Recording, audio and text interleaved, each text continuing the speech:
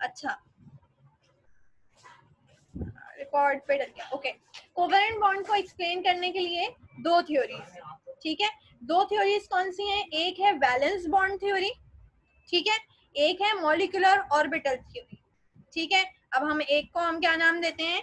Number one is called, मैं यहाँ पे पूरा नाम नहीं लिख रही, वैलेंस बॉन्ड थ्योरी, ठीक है। और दूसरी वाली जो है उसका नाम क्या है? उसका नाम है मॉलिक्यूलर ऑर्बिटल थ्योरी, ठीक है। अब इसको हम थोड़ा सा एक्सप्लेन करेंगे, तो अब आप और से मुझे सुनते जाइए, ठीक है। On the basis of polarity, covalent bond may be polar or non-polar, you know that, ठीक है।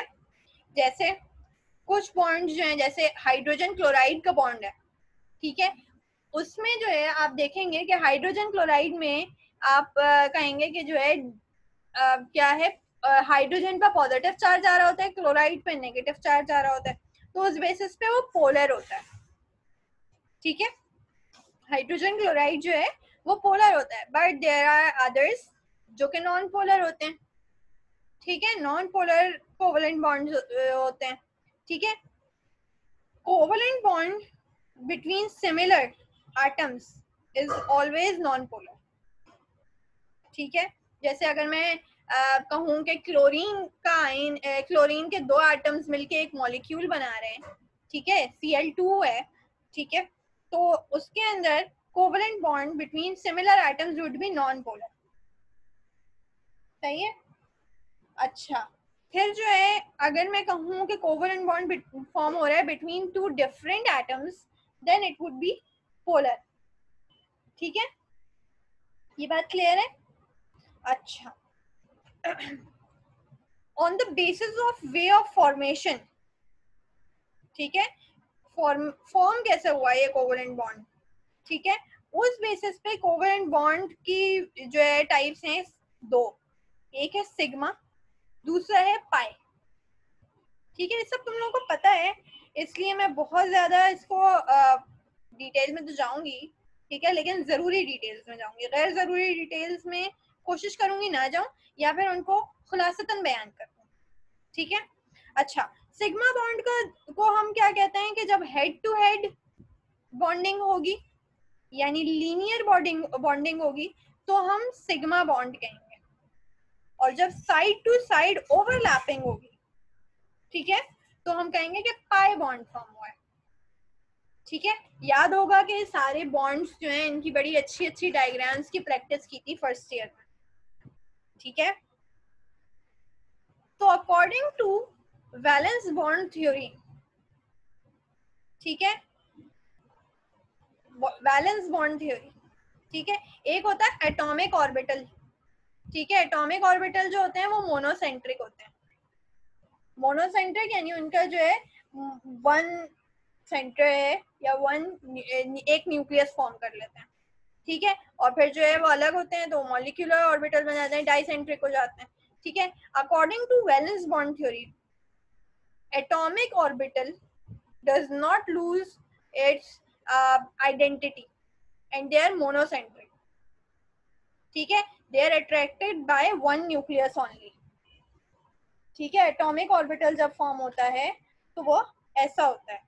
और according to molecular orbital theory, atomic orbital जो है वो कन्वर्ट होते रहते हैं मॉलिक्यूलर ऑर्बिटल में, एंड दे आर पॉलीसेंट्रिक, यानी कि जितने एटम्स उसके अंदर एक मॉलिक्यूल में मौजूद होंगे उतने मॉलिक्यूलर ऑर्बिटल्स बनते और खत्म होकर और एटॉमिक ऑर्बिटल बनते रहेंगे, ठीक है। And they are attracted by more than one nuclear, ठीक है। असल में होता ये है कि इस थ्योरी के अकॉर्डिंग एटॉमिक ऑर्बिटल जब बॉन्ड बनता है, बना लेता है ना, तो वो एटॉमिक नहीं रहता बल्कि मॉलिक्यूलर ऑर्बिटल बन जाता है, ठीक है। एटॉमिक ऑर्बिटल, ठीक है, जब बॉन्ड बनाता है और एक एटम से मॉलिक्यूल में बन रहा होता है, ठीक है, तो वो मॉलिक्यूलर ऑर्बिटल बना देता है, ठीक है। इसकी डायग्राम मैं आपको बताती हूँ, अगर सबने बुक्स खोली हुई हैं तो मेरे ख्याल में बुक में डायग्राम थी, नहीं तो मैं बना के दिखा देती हूँ, ठीक है, अच्छा ठीक है, आ जाओ पेज 131 पे। ठीक है, पेज 131 पे इसकी डायग्राम बनी हुई है, फिगर 4.3। ठीक है, क्या होता है कि जब एटॉमिक ऑर्बिटल, बता रही हूँ बेटा, वैलेंस बॉन्ड थ्योरी पे भी बात करते हैं, अभी उस पर बात ही नहीं की है ना। हाँ इतना ठीक है। देखो होता ही है कि हमारे पास मौजूद होते हैं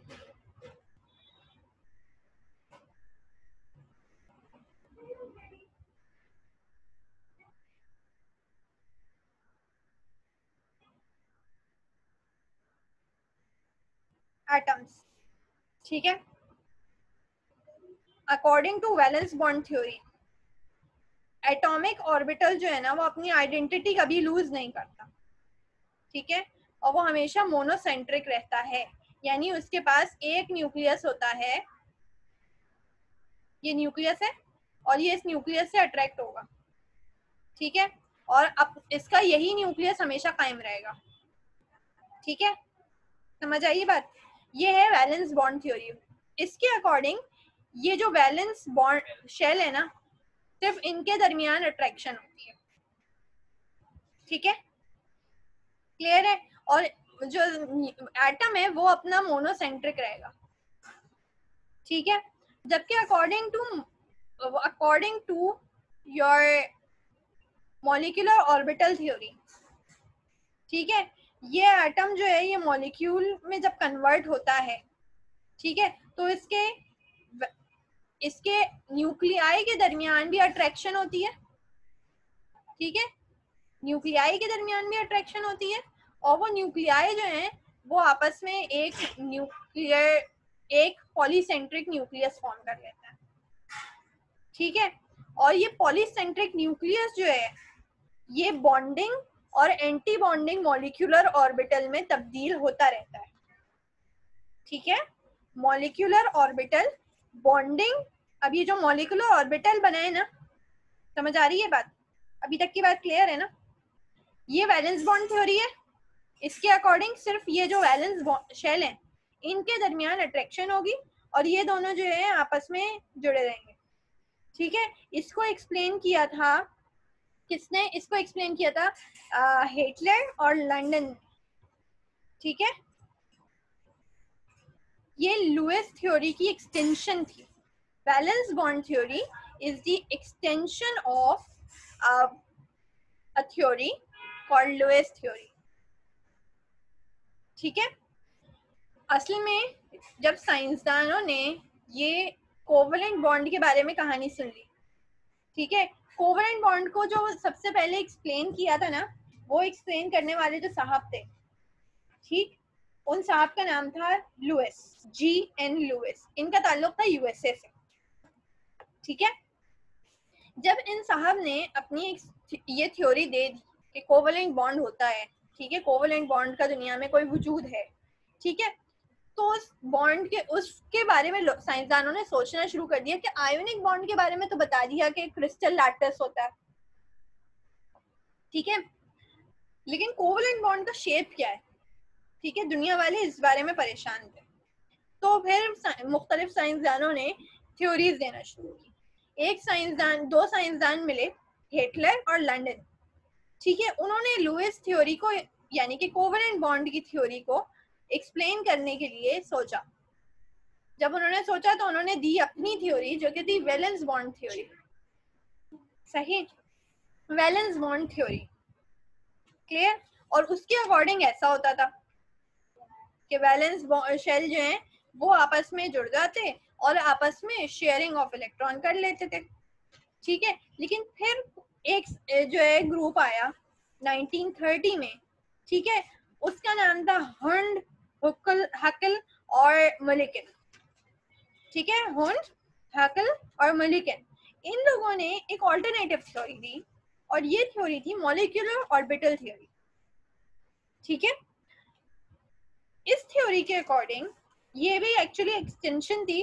ठीक है, एक कोवलेंट बॉन्ड फॉर्म होता है by the overlap of, by the fusion of atomic orbitals, कि ये जो एटॉमिक ऑर्बिटल्स हैं ये आपस में फ्यूज हो जाता है।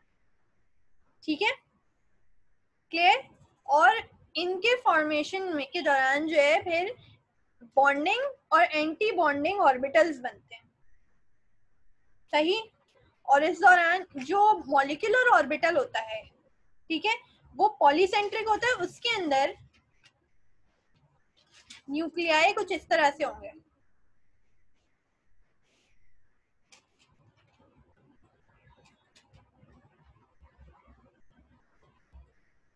एक साथ रहेंगे, ठीक है, और इनके जो बॉन्डिंग और एंटी बॉन्डिंग ऑर्बिटल्स फॉर्म हो जाते हैं, सही। ये थ्योरी किसने दी? मॉलिक्यूलर ऑर्बिटल थ्योरी थी, ठीक है। अच्छा जनाब, इसके इस वजह से होगा क्या, ठीक है, मोनोसेंट्रिक और पॉलीसेंट्रिक न्यूक्लियाई फॉर्म होंगे, ठीक है। और क्या होगा कि लीनियर कॉम्बिनेशन बन जाएगा एटॉमिक ऑर्बिटल्स, ठीक है। एटॉमिक ऑर्बिटल्स का एक लीनियर कॉम्बिनेशन, ये देखो एक लाइन, एक लीनियर कॉम्बिनेशन बन गया ना, ठीक है। लीनियर कॉम्बिनेशन बन जाएगा इन एटॉमिक ऑर्बिटल्स का, सही। ये जो मॉलिक्यूलर ऑर्बिटल होगा, इसके अंदर हाई इलेक्ट्रॉन डेंसिटी होगी, कहाँ पे? In the region between two nuclei, between two nuclei, ठीक है। क्या होगा कि इलेक्ट्रॉन डेंसिटी बढ़ जाएगी, ठीक है।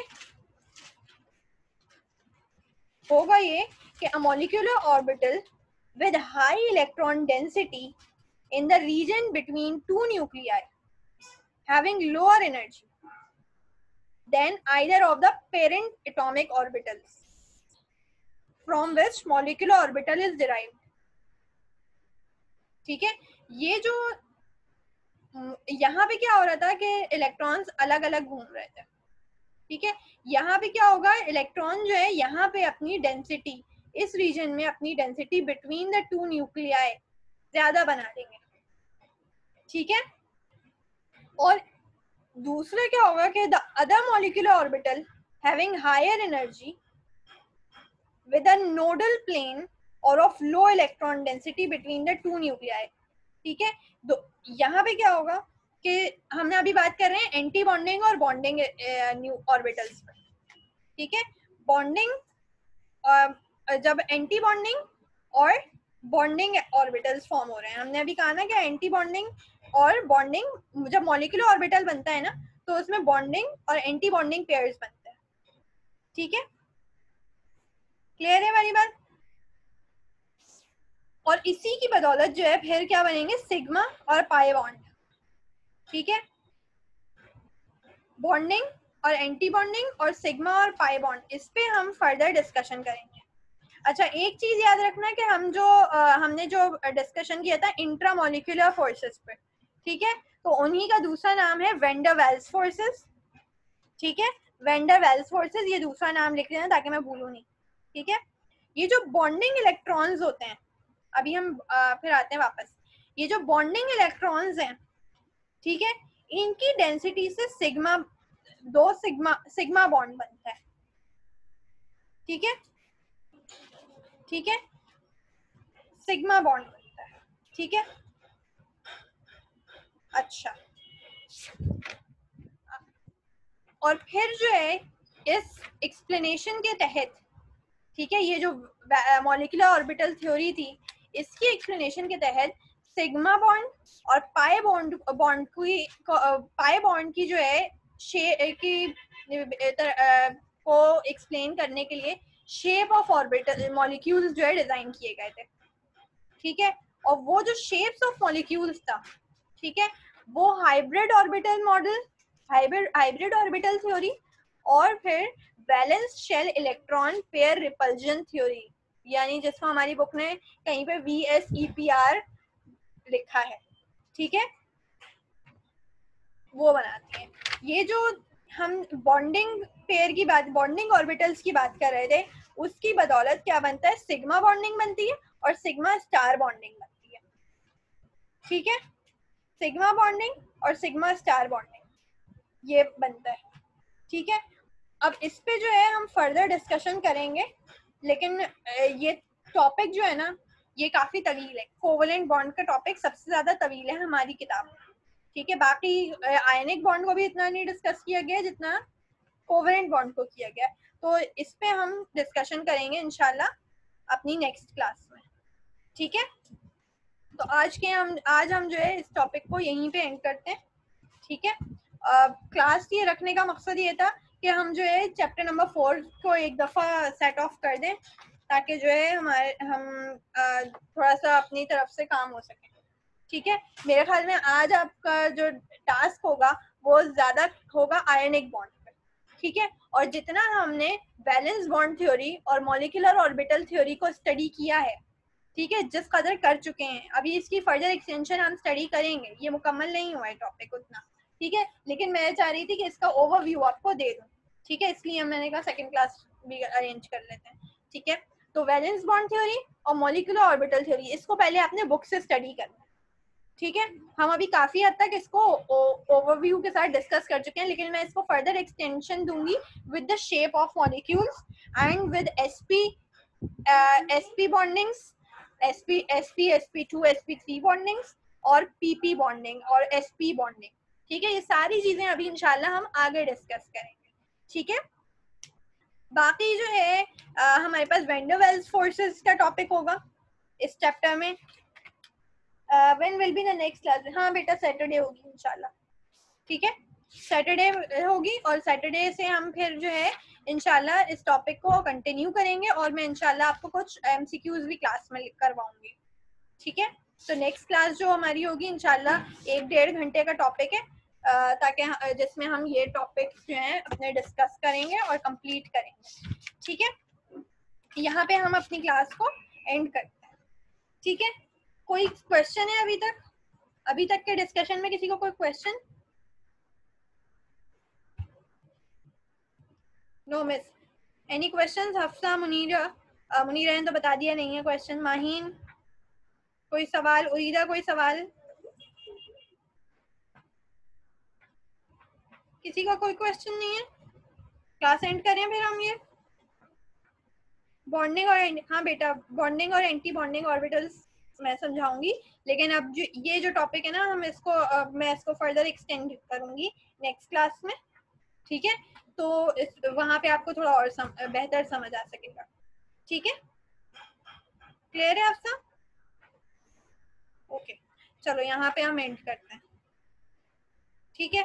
Okay, have a good day, enjoy your Sunday, study and happy reading with your chemistry book, ठीक है। टेक केयर, अल्लाह हाफिज।